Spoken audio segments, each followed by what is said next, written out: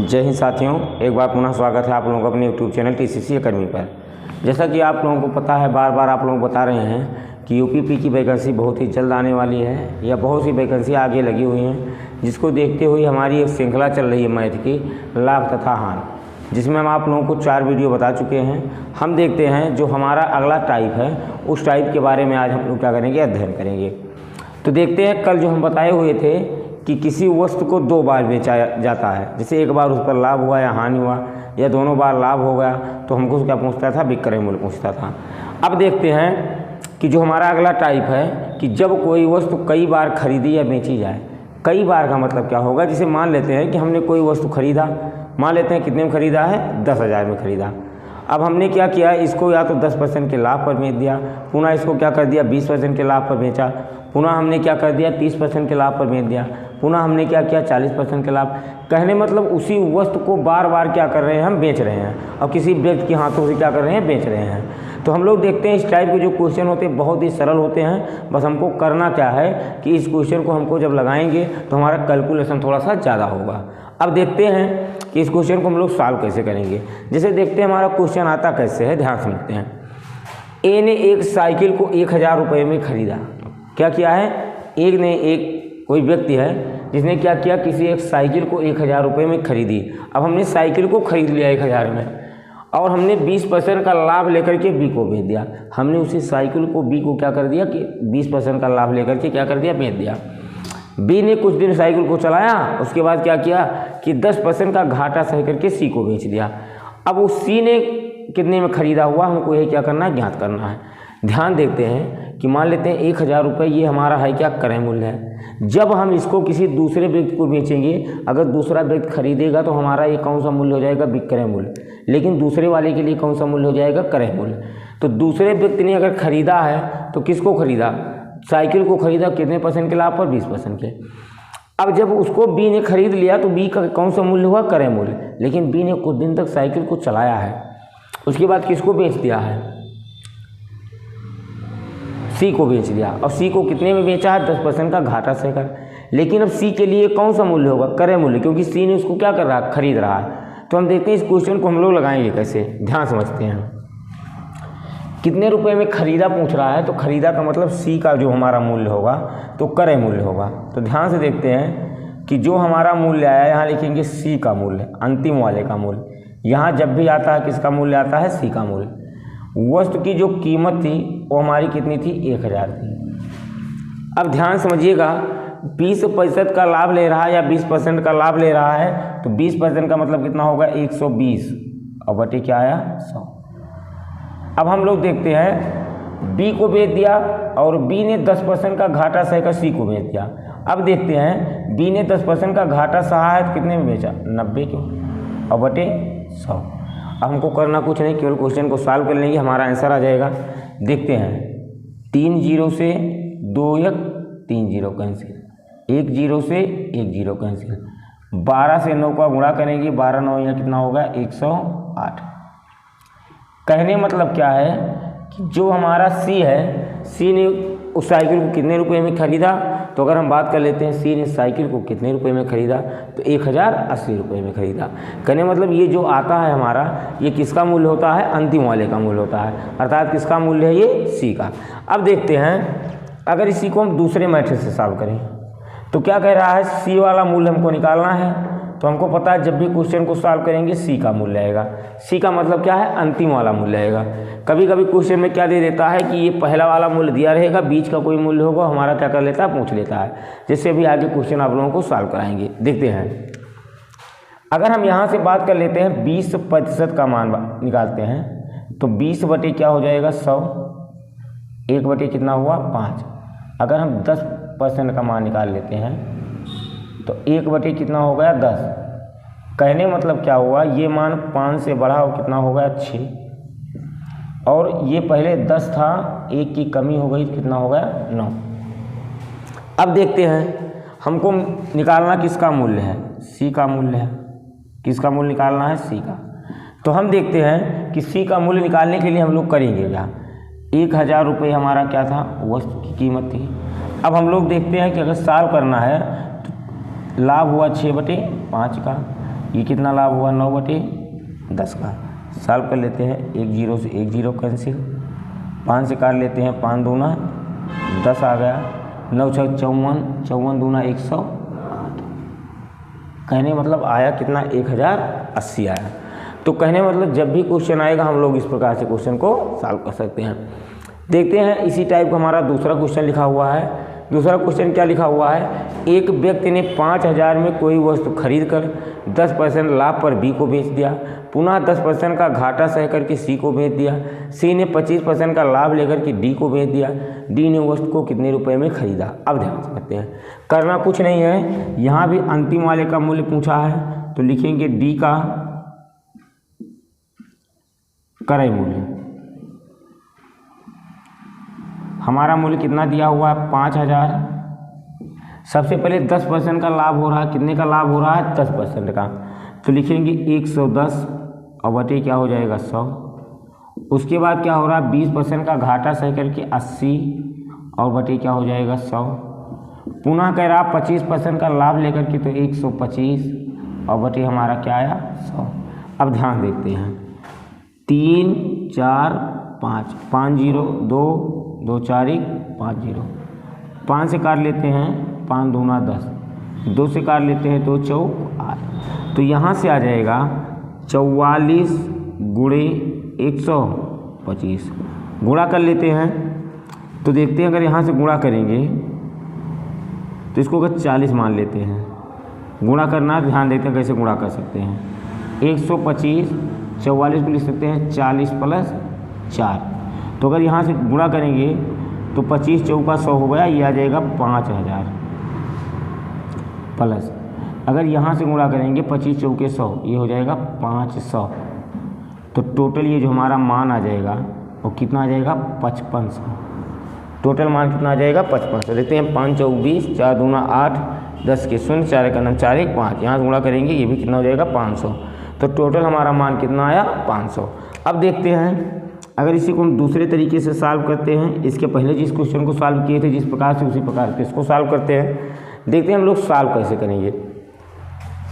देखते हैं डी का हमारा क्या पूछा है, डी का क्रय मूल्य, डी का क्रय मूल्य। अगर हम बात कर लेते हैं डी के क्रय मूल्य की तो हमारा मूल्य कितना दिया हुआ है 5000।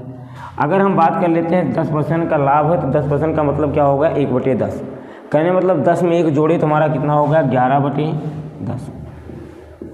आगे हम देखते हैं पुनः 20% का क्या होगा हानि, तो 20% का हानि का मतलब क्या होगा 20/100 1/5, 1/5 का मतलब 1 का नुकसान हुआ 4/5। पुनः 25% का लाभ लेता है, 25 का नाम 25 चौके 100, कहने मतलब क्या होगा ये 5 कितना आ गया 4, 4 से 4 कैंसिल, 5 से 5 कैंसिल, 1 0 से 1 0 कैंसिल, 11 5 55 00, कहने मतलब टोटल कितना आ जाएगा 5500 आ जाएगा। तो जब भी इस टाइप के क्वेश्चन आते हैं हम लोग इस प्रकार से सॉल्व करते हैं। बहुत ही सरल क्वेश्चन होता है, इस टाइप के क्वेश्चन आएंगे आप लोगों के सॉल्व हो जाएंगे, कोई समस्या नहीं होगी। अब अगला जो हमारा क्वेश्चन आता है उसमें हमारा क्या होता है प्रारंभिक मूल्य दिया होता है और अंतिम मूल्य पूछ लेता है। अगर आप लोग इसकी साल लेना उसकी साल ले लीजिए, उसके बाद आप लोग क्या करते हैं अगला क्वेश्चन सॉल्व कराते हैं।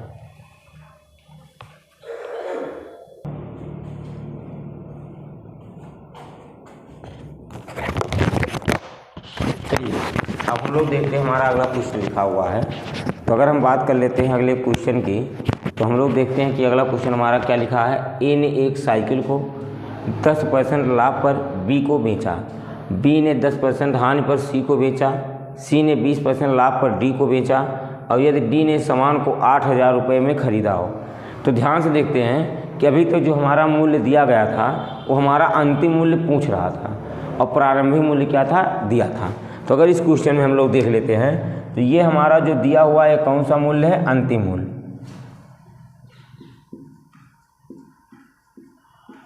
अंतिम मूल्य यहाँ से अगर हम बात कर लेते हैं प्रारंभिक मूल्य गुणे, अगर यहाँ से हम देख लेते हैं तो 10% के लाभ पर बेचा तो कितना होगा 110 और बटे कितना आया 100 गुणे सी को बी ने 10% की हानि पर बेचा तो कितना होगा 90/100 और पुनः 20% का लाभ हुआ तो 120/100।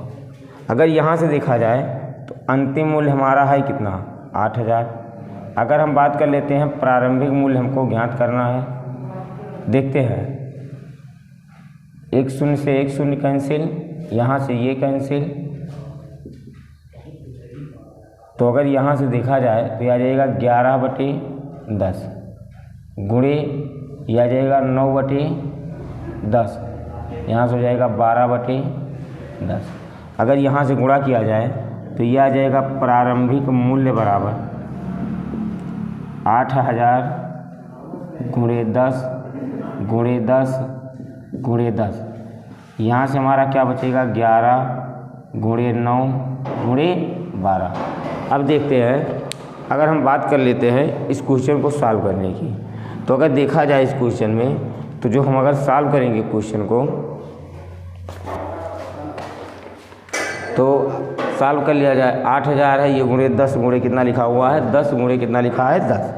अगर हम बात कर लेते हैं तो आ जाएगा 67.34 के आसपास। ये जो हम क्वेश्चन सॉल्व करेंगे आ जाएगा 67 पॉइंट।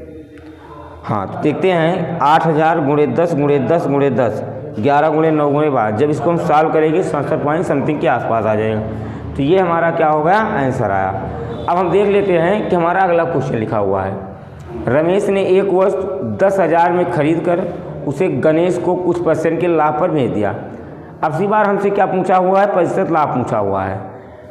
5% का घाटा सह करके सुरेश को बेच दिया, सुरेश ने 10% का लाभ लेकर के महेश को बेच दिया। यदि महेश ने 15,000 रुपये दिए हो तो गणेश ने कितने % लाभ पर बेचा। तो हम देखते हैं कि अगर हम यहाँ से बात कर लेते हैं तो ये 15,000 दिया है और ये हमारा क्या दिया हुआ है 10,000। ये जो 15,000 दिया हुआ है ये हमारा कौन सा मूल्य है, अंतिम मूल्य है। लेकिन ये जो हमारा 10,000 दिया हुआ है ये कौन सा मूल्य है, प्रारंभिक मूल्य है। कहने मतलब हमसे पूछा क्या गया है, हमसे ये पूछा गया कितने % के लाभ पर बेचा।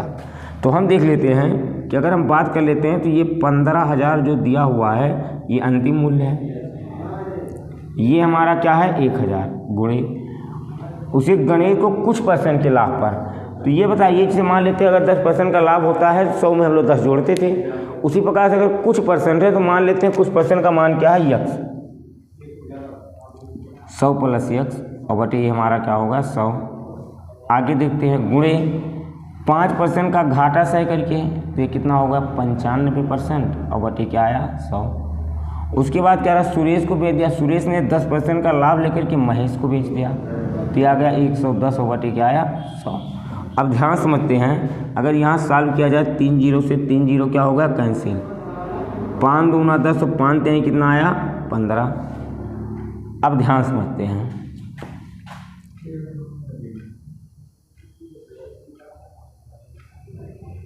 एक 0 से 5 दूना 10 19 5 95। अगर यहाँ से बात कर लिया जाए तो देखते हैं यह आ गया हमारा 3 बराबर, यहाँ से हमारा क्या बचा हुआ, इस 2 से 2 को हम क्या कर लेते हैं काट लेते हैं। अब यहाँ से आ जाएगा हमारा 100 + यक्स और बटे हमारा क्या आया 100 गुणे 19 गुणे 11 और बटे क्या आ जाएगा 100। इस 100 को यहाँ गुणा कराते हैं तो ये हो जाएगा कितना, 3 है 4 0 30,000। यहाँ से गुणा करा देते हैं तो 11 9 99, तो ये हो जाएगा 100 + यक्स, 11 9 99 के 9, 11 का 9 11 और 9 20 209। अब देखते हैं ये आ जाएगा हमारा 30,000 बराबर 20 9 00 प्लस यहाँ से हो जाएगा 209 यक्स। अगर यहाँ से देखा जाए तो ये आ जाएगा हमारा 3,000 में से ये घट जाएगा, तो ये हो जाएगा 0 में से 0 हो गया 0, ये हो गया 0, ये आ गया यक, यहाँ से हो गया 9 91 बराबर 209 यक्स। तो अगर हम यहाँ से बात कर लेते हैं 209 यक्स बराबर 9100, तो यक्स बराबर ये आ जाएगा 91 00 बटे 200 9 सॉल्व करेंगे तो x बराबर 43 ये 7.5 के आसपास या 5.4 के आसपास आ जाएगा, 5.4%। तो हम देखते हैं कि जब हम क्वेश्चन को सॉल्व करेंगे तो ये जो हमारा क्वेश्चन है थोड़ा बड़ा लग रहा है। तो अगर इस टाइप के क्वेश्चन आ जाएंगे कितने % का लाभ हुआ, कितने % का हानि हुआ, तो हमेशा जब भी क्वेश्चन लगेगा हमारा क्या हो जाएगा, बड़ा लगेगा। तो हम देखते हैं इस टाइप के क्वेश्चन हमने आप लोगों को क्या कर दिया, करा दिया है। अब हम देखते हैं कि जो हमारा अगला टाइप होगा आप लोग क्या करते हैं, अगले वीडियो में कराते हैं। देखते हैं ये हमारी लाभ और हानि की जो श्रृंखला चल रही है आप लोगों को संपूर्ण मैथ इस चैनल पर पढ़ाया जाएगा, जो कि सभी एक दिवसीय प्रतियोगी परीक्षा की तैयारी के लिए बहुत ही महत्वपूर्ण होगा। तो हम देखते हैं आप लोग इस वीडियो को देखते रहिए, अगर पसंद आती है लाइक कीजिए, सब्सक्राइब कीजिए, और अगला जो हमारा वीडियो होगा हम आप लोगों को कल कराते हैं। तब तक के लिए आप सभी साथियों को जय हिंद। आप लोग हंसते रहें, मुस्कुराते रहें। मिलते हैं अगले वीडियो में नए जोश तथा नई